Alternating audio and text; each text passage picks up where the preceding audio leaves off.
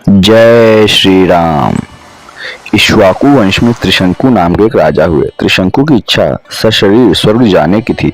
अपनी वार्ता जारी रखते हुए मिथिला के राजपुरोहित शतानंद जी ने कहा, इस बीच इक्ष्वाकु वंश में त्रिशंकु नाम के एक राजा हुए। त्रिशंकु की इच्छा सशरीर स्वर्ग जाने की थी, अतः इसके लिए उन्होंने वशिष्ठ जी से यज्ञ करने के लिए कहा।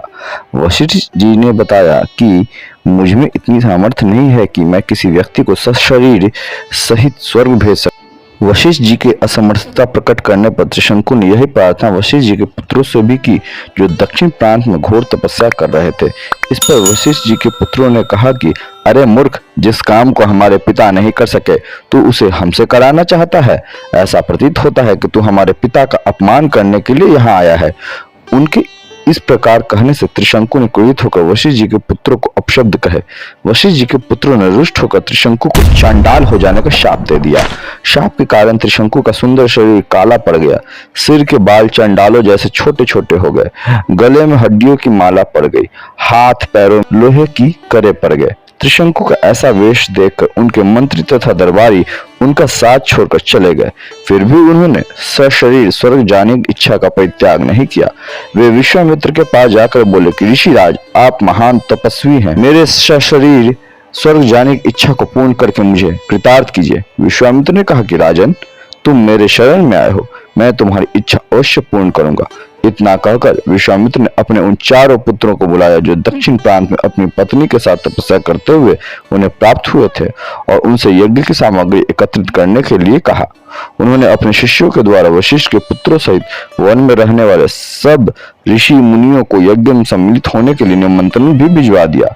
शिष्यों ने लौटकर बताया कि सब ऋषि मुनियों ने निमंत्रण स्वीकार कर लिया है, किंतु वशिष्ठ जी के पुत्रों ने यह कहकर निमंत्रण अस्वीकार कर दिया कि जिस यज्ञ में यजमान चांडाल और पुरोहित क्षत्रिय हो, उस यज्ञ का भाग हम स्वीकार नहीं कर सकते। यह सुनकर विश्वामित्र जी ने क्रुद्ध होकर कहा कि उन्होंने अकारण ही मेरा अपमान किया है।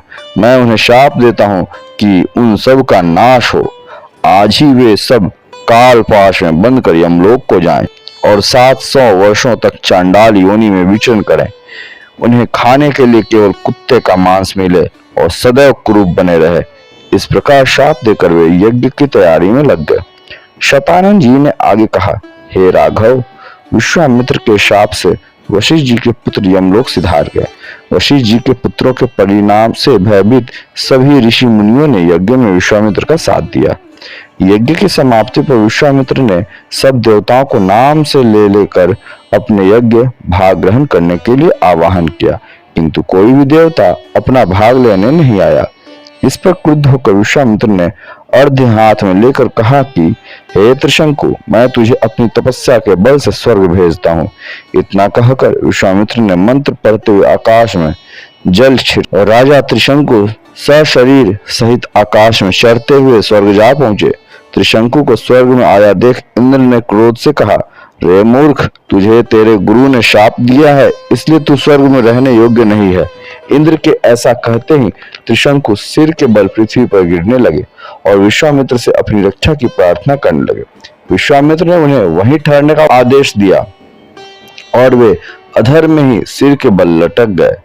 त्रिशंकु की पीड़ा की कल्पना करके विश्वामित्र ने उसी स्थान पर अपनी तपस्या के बल से स्वर्ग की सृष्टि कर दी और नए तारे तथा दक्षिण दिशा में सप्तर्षि मंडल बना दिए।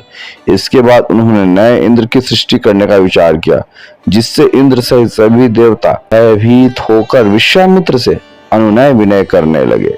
वे बोले कि हमने त्रिशंकु को केवल इसलिए लौटा दिया था कि वे गुरु के शाप के कारण स्वर्ग में नहीं रह सकते थे। इंद्र की बात सुनकर विश्वामित्र जी बोले कि मैंने इसे स्वर्ग भेजने का वचन दिया है, इसलिए मेरे द्वारा बनाया गया यह स्वर्ग मंडल हमेशा रहेगा और त्रिशंकु सदा इस नक्षत्र मंडल में अमर होकर राज्य करेगा। इससे संतुष्ट होकर इंद्र आदि देवता अपने अपने स्थानों को वापस चले गए। तो कैसी लगी ये कहानी त्रिशंकु की? अगर आपको पसंद आया हो तो इसे लाइक कीजिए और ज्यादा से ज्यादा शेयर कीजिए। ऐसे ही भक्ति में रामायण से जुड़ी कहानियां आपके लिए लाते रहेंगे। इसके प्लेलिस्ट में भी रामायण की कई कहानियां हैं जिसे आप सुन सकते हैं, और अगर आपको पसंद आए तो औरों को भी शेयर कीजिए। यदि आपने इस चैनल को अभी तक सब्सक्राइब नहीं किया है तो सब्सक्राइब कर लीजिए। आपके सब्सक्राइब करने से हमारा मनोबल बढ़ता है और ऐसे ही हम नित्य नई कहानियां आपके लिए लाते रहते हैं।